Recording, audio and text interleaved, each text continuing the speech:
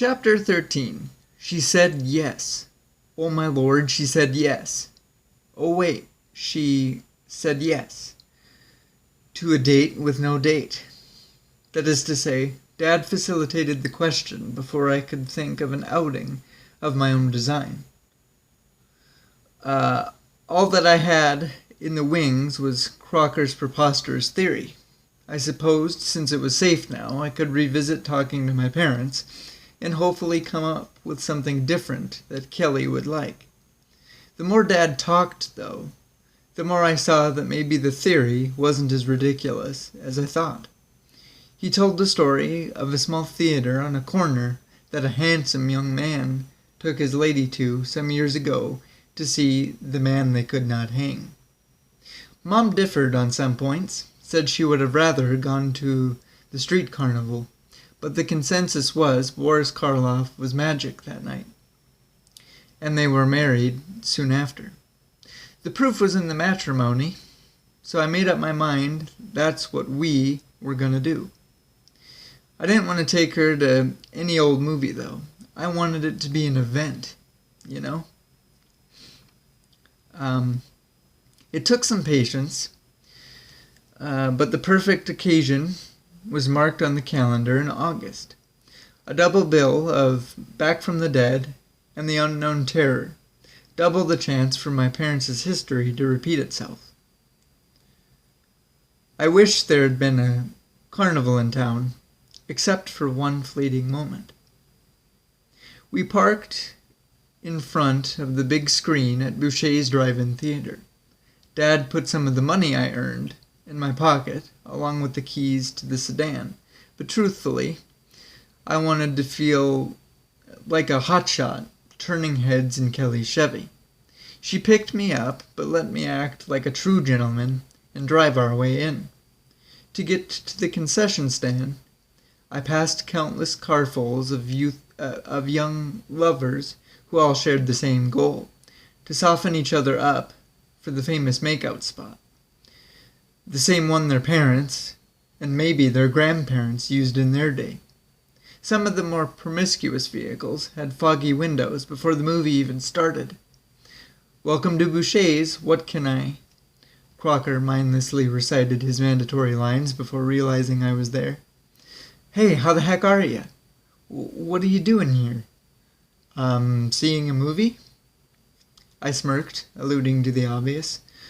"Oh, yeah, right, duh," he snorted. "Well, what can I get you?" "2 grape sodas, 2 popcorns, a cup of gold or 2, a box of hot tamales, some peanut M&Ms, and Rocky Road. On second thought, and a Rocky Road. On second thought, better make it 2. His eyes got huge as he rang up my order. Laken, I know it's a double-header tonight, and you probably want your snacks to last, but this seems a little overkill for one person, and that's coming from me." "Who said it was for one person?" I countered, handing him money. You're doing it, aren't you? You're planting seeds," he realized, the crooked expression on my face. While we stacked the goods in my arms gave me away. From the cooler behind him, he got a bottle of orange soda and held it up, popping off the cap. "Oh, we've got to toast this, my friend. Aren't you supposed to pay for that?" I asked, glancing around to see if anyone witnessed the theft. "I did. Charged you extra." He winked. "That's fair," I chuckled, "but we have bigger things to toast to, so hang on to that." "Oh, does it have to do with the..." he asked, leaning against the counter on an intrigued elbow. "There's been some developments. It's over, but we'll talk later," I answered tactfully. "Ugh, you're killing me with that garbage," he warned. "You better come by in a few days and bring me back into the loop." "I will," I shouted, over my shoulder, wandering back to my date. Back in the car, I had to finagle things around to get into my seat. I'm sorry it took so long. I couldn't decide what I wanted, so I bought out the whole stand. I exaggerated. That's why you shouldn't shop with your stomach, Kelly teased. It's my way of thanking you for coming with me, I charmed. And sharing is my way of thanking you for asking me, she said sarcastically, holding up my popcorn bucket. When I snatched it from her and spitefully put a fistful in my mouth, she actually had the nerve to laugh at me and ask, "How are you feeling?" "Right now," I mumbled, weirdly threatened. "No, not that," she scoffed. "About your dad, being here with me, everything else." "Honestly, it hasn't totally sunk in yet," I responded after swallowing. "I guess I feel unburdened and thankful that we're on the other side of it. The sun came up without the sky falling and the earth cracking down the middle, you know? We're still together. Not much changed in the end. It's good. I'm good. Although I'm slightly horrified of your mom crawling out of the shadows and spoiling our night. I'm not sure Mother's going to be a bother to us anymore," she heartened, taking a sip of her soda. "For some unbeknownst reason, since the party, she's been acting odd, almost human." "Huh. Any guesses why?" I asked in earnest. "Nah, I'm not concerning myself with it. What matters is there's no one to interrupt our dance," she replied, throwing my arm around herself and snuggling into my chest. The first movie was wasted on me. Kelly was frozen in time watching the screen, but I was somewhere else. Our seat transformed into a Ferris wheel car, rising up and up and up. We stalled at the very top, suspended high above the theater parking lot. I tried to look over the side, but we rocked so much I could have lost Kelly over the safety rail. There wasn't much to see anyway, dots mostly. Dots that were huddled together in large rectangles, shrieking at a staticky square. Nothing was displayed, like the movie got disconnected as we elevated out of range. That's when the epiphany came. I didn't need to be like them. I didn't need her fear to get what I wanted. No sooner than the revelation came, we were moving again. The lower we got, the more stable the car became, so my confidence in looking down grew. When I did, I saw that the movie monster was waiting for us at the bottom. It stood there, with its jaws extended, ready to devour the contents of each car as it tipped and sent it sliding. Our turn came, and the seat tilted. I used all my strength to keep the zombified Kelly from slipping, just as the terror inched closer to clamping down on her ankle. A real-life monster appeared outside, next to the speaker box, and pulled us from the nightmare. The figure scared us both half to death. It made me bash my knee on the steering wheel. The honk made Kelly scream, which only added to my fright. "What are you doing here, Crocker?" I exclaimed. "I'm sorry," he pleaded. "I just wanted to introduce myself to your lady fair." "And you thought sneaking up on us was the best way to do it?" I asked in a slightly less boisterous tone. "It'll be impossible to forget," Kelly said, recentering herself before reaching across my lap for his hand. "Hello, Crocker. I'm Kelly. Shouldn't you be working?" I purposefully questioned, to ruin their moment. "The place is dead. Only an idiot would buy munchies for flicks like these." I gave him a deeply annoyed glare, seeing as how the car was filled with treats that he specifically mentioned were part of his method. But I was downright cross with his follow-up question. "Hey, so, do you think I could watch with you guys?" "We're on a date, Crocker," I replied behind my teeth. "Don't worry, I'll be as quiet as a church mouse." It'll be like I'm not even there, he rebounded.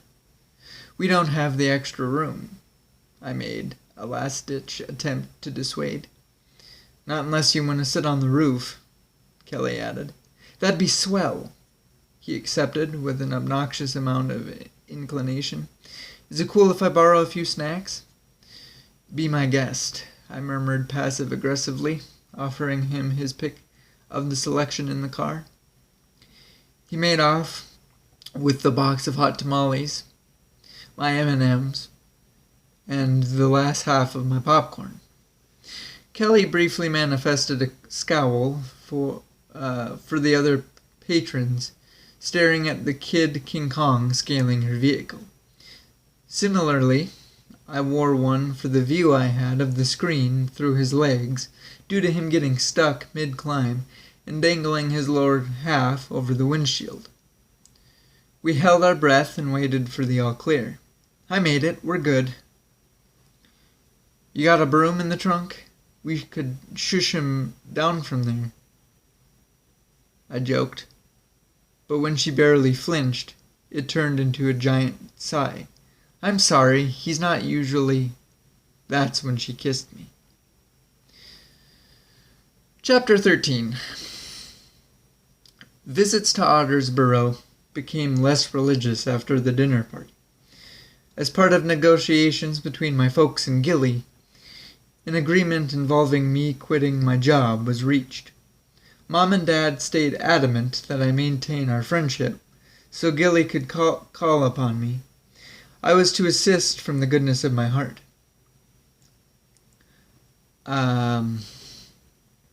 Between you and me, though, change wormed its way into my pocket nearly every time. Being on call let me be home more often and salvage what was left of my summer. I got back to most of it, especially sleeping in on weekdays. One morning, I heard Dad knock before popping his head in to say, Hey, Miss Gilleigh called, asked if I'd send you. Did she say what it was about? I asked, rubbing the sleep from my eyes. Does she ever? He chuckled. I'll leave the keys to the car, but I wouldn't goof around too long. She sounded mischievous. I grabbed the keys from the desk after putting on some pants and sped off to the Loch. I pulled up to the farmhouse just in time to see Gilleigh coming down the porch steps. Is everything all right, Miss Gilleigh? I asked while sliding out and shutting the door.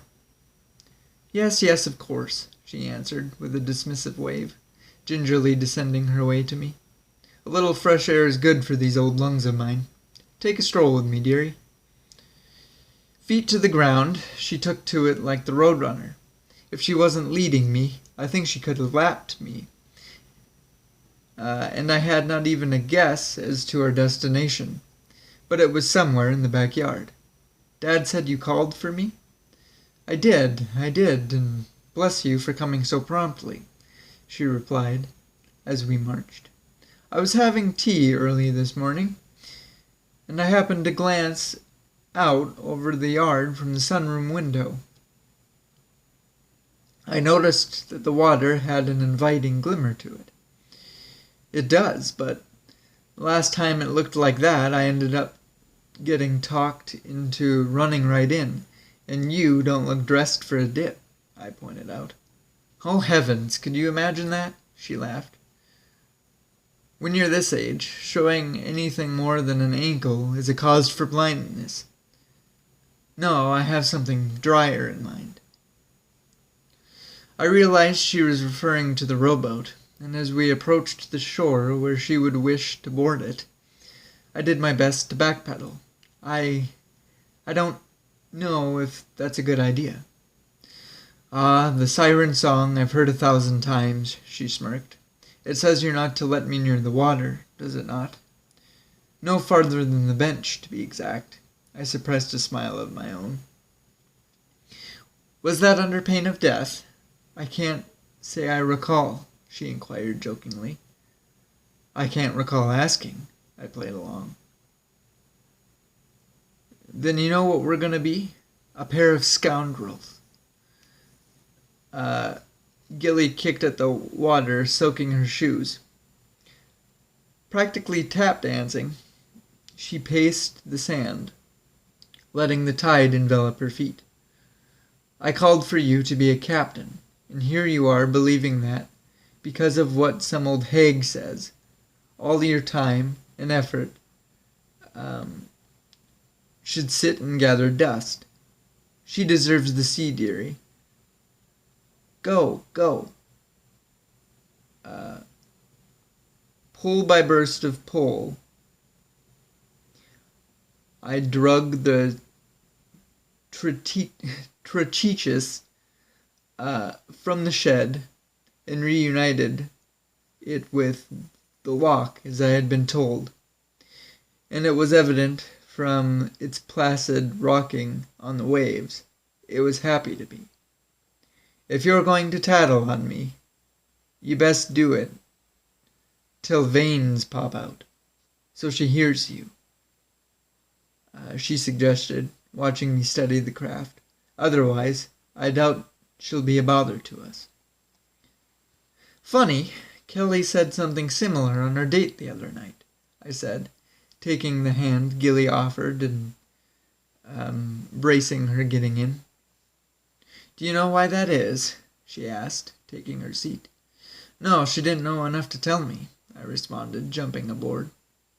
Well, shove off and I'll tell you, she said, handing me an oar. Your mother, she chuckled as I grabbed the other. You'd gone out to bring the plate of pie to your father. The combination of what you had to say and excusing himself the way he did left Anna excitable. She was irate. She accused me of allowing a family of liars into my home, to my table, and against her wishes, entrusted my care to one. She let it be known that she wasn't going to tolerate it any longer and demanded I fire you immediately and throw you out. That's when your mother heard enough. She told Anna that it wasn't her place to exploit and out you like she did. She said life wasn't so black and white, right and wrong. It's blurry, and sometimes the most questionable decisions are the ones that can save us heartache, that even the high and mighty can suffer. So, the only one that should be ashamed by their actions was Anna. 'Cause she's not of her son. And I wanted to tell you, neither am I. During her story, my paddling was automatic and thoughtless. When she finished, I returned to my right mind. Well, a bit more talking, and we probably could have been sailors to a new land. It was a lot to wrap my head around, the things she was saying, and with the peacefulness of being the only ones out there, helping it sink in, I guess a question rose to the top. Miss Gilleigh, do you believe in the Loch Ness Monster? Sure, it was a drastic subject change, but I was feeling a bit like a mud puppy crawled in my ear and slimed my brain, and it seemed fitting since we were in a boat on a loch. I think she enjoyed it. She answered with haste and humor. Why, are you afraid my daughter has turned into one? I made myself a hasteful retreat, because of how stupid I sounded. No, it's something I've always wanted to ask a Scot, and you're my first opportunity. Well, maybe not all Scots would say, but yes, I do, she admitted plainly. Why? Seemed forward, but not too much so. Gilleigh paused, searching for an answer, and aiming to satisfy. I think it's because the longer we're here, on Earth, the more knowledge we gain. Within this knowledge is where we find the explanations to the previously unexplainable. It's in our nature. We are unable to functionally coexist with that which is unsolved. I fear that as the years go by and the curious children become curious adults, there will be fewer mysteries in the world to innocently wonder about, to marvel at, without feeling the need to seek it out. I guess that's what Nessie is to me, one of the few natural wonders I have left. I don't know if she's out there, but I like to think she is. She's just deeper than we can go, 'cause we weren't meant to. But I hope, for whatever my sake's worth, she never lets an eye be laid on her. Wow, I never thought of it that way, I said in astonishment. A stimulating delusion, isn't it? Gilleigh scoffed. I don't think that at all, I objected instantly. I think there's an obscure but rare lens with which you view your world. It's beautiful. Obsession taints the greatest stories. You appreciate what's on the page.